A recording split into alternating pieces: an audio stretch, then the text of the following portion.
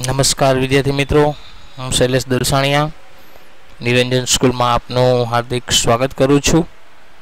હવે આપણે ધોરણ 10માં યુનિટ 8 અવર ફીધર ફ્રેન્ડ છે આપણે જોઈતા હતા, બરાબર. એના પ્રશ્નો અને ટૂંકમાં પેરેગ્રાફ પણ સમજતા હતા, પ્રશ્નો પણ સમજતા હતા.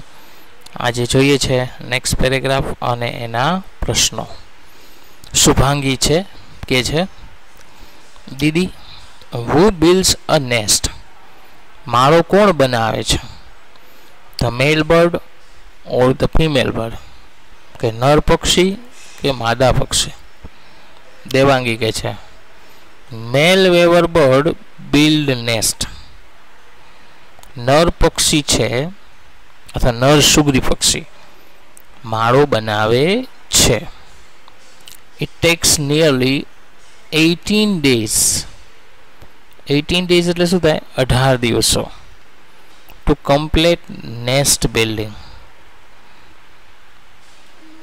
કે માળો બનાવવા માટે તેને 18 દિવસ લાગે છે. કેટલા દિવસ લાગશે? 18 દિવસ. When the nest is half completed, જ્યારે માળો છે અડધો પૂર્ણ થાય, the male invites કરવું એટલે શું થાય? આમંત્રિત કરવું.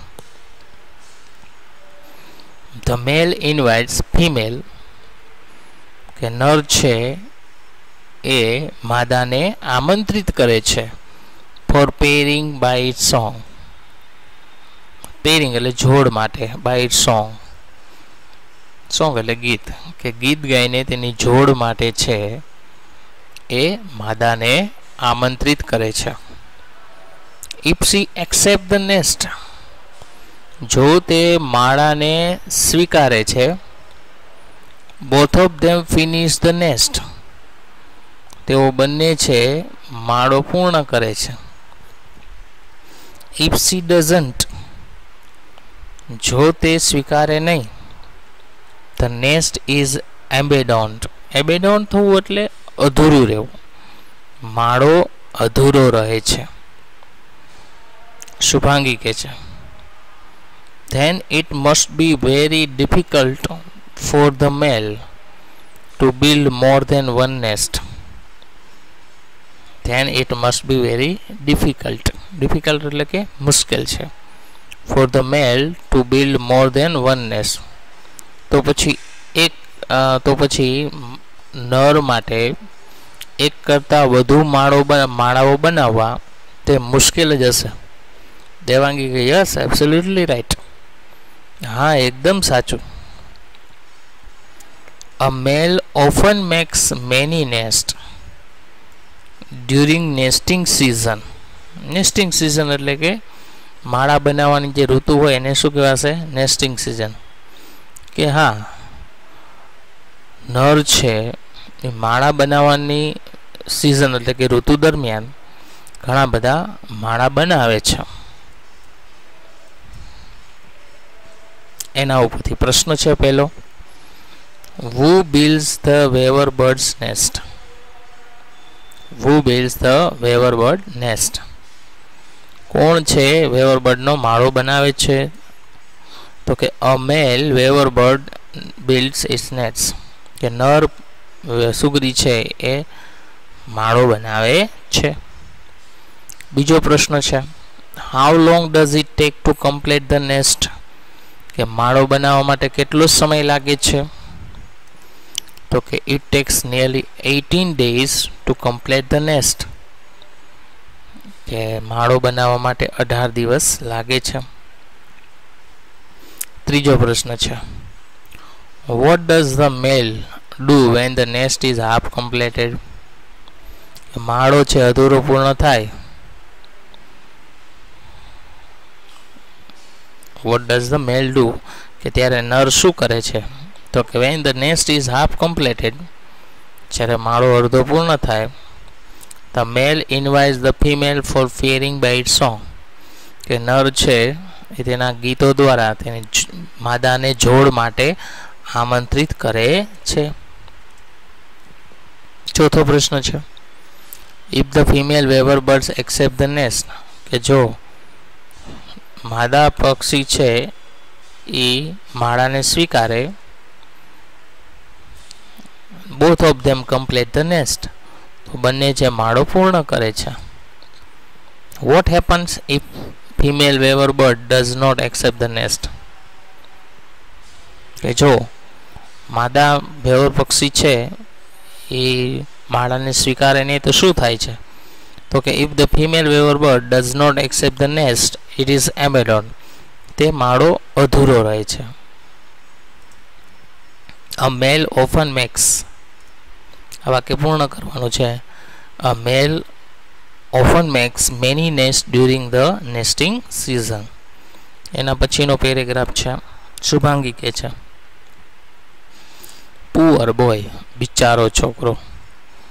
રિમેમ્બર દીદી, યાદ રાખજો દીદી, આઈ શો સમ ઇનકમ્પ્લીટેડ નેસ્ટ ઓલ્સો, કે મેં અમુક અધૂરા માળા પણ જોયા છે. દેવાંગી કહે છે, Shubhangi, the birds are not only our friend, કે પક્ષીઓ આપણા મિત્રો જ નથી, but they also help us in many ways, પરંતુ તે આપણને ઘણી રીતે મદદ કરે છે. You know the vulture, vulture એટલે કે ગીધ, તું ગીધને જાણે છે. Generally people do not like vultures, સામાન્ય રીતે લોકોને ગીધો ગમતા નથી. As they eat carcasses or dead animals, carcasses એટલે કે મૃતદેહો, ઓર ડેડ એનિમલ્સ એટલે મરેલા પ્રાણીઓ, કારણ કે તે મૃતદેહો અથવા તો મરેલા પ્રાણીઓને ખાય છે. But they are called scavengers, સ્કેવેન્જર્સનો મિનિંગ થાય સફાઈ કામદાર, પરંતુ તેઓને સફાઈ કામદાર કહેવામાં આવે છે. As they clean our surrounding, કારણ કે તે આપણી આજુબાજુ સાફ સફાઈ કરે છે. By eating the rotten dead bodies, rotten એટલે શું થાય, સડેલા, ડેડ બોડીઝ એટલે મૃતદેહો, કારણ કે તે સડેલા મૃતદેહોને ખાય છે. ઓબ્ઝર્વ ઇટ્સ બીક, તેની ચાંચનું નિરીક્ષણ કરો. ઇન ધ પિક્ચર, કે ચિત્રમાં તેની ચાંચનું નિરીક્ષણ કરો. It is design to tear the flesh, flesh એટલે માંસ, ડિઝાઇન કરવું એટલે રચના કરો, ટીયર એટલે ચીરી નાખે. તેની રચના છે માંસને ચીરી નાખવા માટેની હોય છે. ફ્રોમ ધ ડેડ બોડીઝ એટલે કે મૃતદેહોના માંસને ચીરી નાખવાની હોય છે. શુભાંગી કહે છે, યસ ધ કર્વ ઓફ બીક ઇઝ વેરી શાર્પ. હા, કર્વ એટલે વળાંક, કે ચાંચનો વળાંક છે એકદમ ધારદાર હોય છે. દીદી, I have not seen any vulture soaring, soaring કરવું એટલે ઘૂમવું, in the sky for the last so many months, sky એટલે આકાશ, કે દીદી મેં ઘણા મહિનાથી આકાશમાં ગીધોને ઘૂમતા જોયાલા નથી. વોટ ઇઝ ધ રીઝન, શું કારણ છે. દેવાંગી કહે છે, એટ પ્રેઝન્ટ, હાલમાં, people use medicine to cure sick cattle, cure કરવું એટલે ઉપચાર કરવો, કેટલ એટલે તેના પશુઓ, સિક કેટલ એટલે કે બીમાર પશુઓ, કે હાલમાં લોકો છે તેના બીમાર પશુઓની સારવાર માટે દવાનો ઉપયોગ કરે છે. વેન ધેટ કેટલ ડાઈઝ, જ્યારે આ પશુઓ છે એ મૃત્યુ પામે, વલ્ચર ઇટ્સ બોડી, ગીધો છે તેના શરીરને ખાઈ જાય છે. Diclofenac is very harmful for the vulture, diclofenac એટલે એક પ્રકારની દવા, કે આ દવા છે એ ગીધો માટે ખૂબ જ નુકસાનકારક છે. આફ્ટર ઇટિંગ સચ અ ફ્લેશ, ફ્લેશ એટલે માંસ, કે આવું માંસ ખાધા પછી it slowly dyes within a few days, તે થોડાક દિવસોમાં મૃત્યુ પામે છે. Nearly 97% of vulture population is lost. આશરે 97% ગીધો છે ની વસ્તી ગુમાવી દીધી છે. એના ઉપરથી પ્રશ્નો છે. પહેલો પ્રશ્ન છે, people do not like vultures because, કે લોકોને ગીધો ગમતા નથી કારણ કે they eat carcasses or dead animals, કારણ કે તેઓ મૃતદેહો અને મરેલા પ્રાણીઓને ખાય છે. બીજો પ્રશ્ન છે, why are vultures called scavengers, કે ગીધોને સફાઈ કામદાર શા માટે કહેવાય છે? તો કે vultures are called scavengers, ગીધોને સફાઈ કામદાર કહેવામાં આવે છે બીકોઝ, કારણ કે they clean our surrounding, તેઓ આપણી આજુબાજુ સાફ સફાઈ રાખે છે by eating the rotten dead bodies, એટલે સડેલા મૃતદેહોને ખાઈને. ત્રીજો પ્રશ્ન છે, the beak of the vulture, જે ગીધોની ચાંચ, આ વાક્ય પૂર્ણ કરવાનું છે, is designed to tear the flesh from dead bodies, કે મૃતદેહોને ના માંસને ચીરવા માટે હોય છે. why are vulture not seen in the sky, કે શા માટે ગીધો છે આકાશમાં દેખાતા નથી?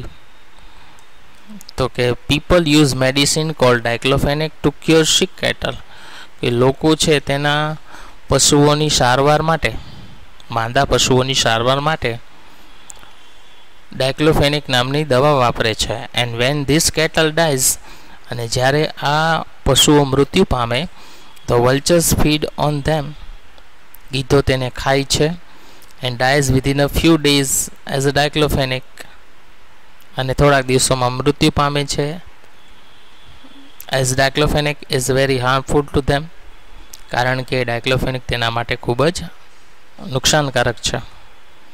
એના પછીનો પેરેગ્રાફ છે, શુભાંગી કે છે, ઇટ સિમ્પલી મીન્સ ધેટ, એનો સરળ અર્થ છે કે વી ધ હ્યુમન બિંગ, આપણે માણસો આર વેરી સેલ્ફિશ, ખૂબ જ સ્વાર્થી છીએ. We do not care for other living beings on the earth, other living બિંગ્સનો મિનિંગ થાય બીજા જીવોને, ઓન ધ અર્થ, કે આપણે પૃથ્વી ઉપર બીજા જીવોની કાળજી રાખતા નથી.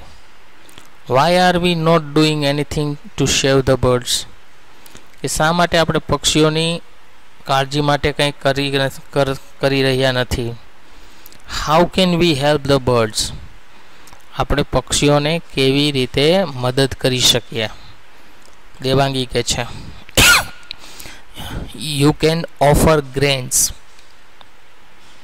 ગ્રેન્સ એટલે અનાજ, કે તમે તેને અનાજ આપી શકો છો.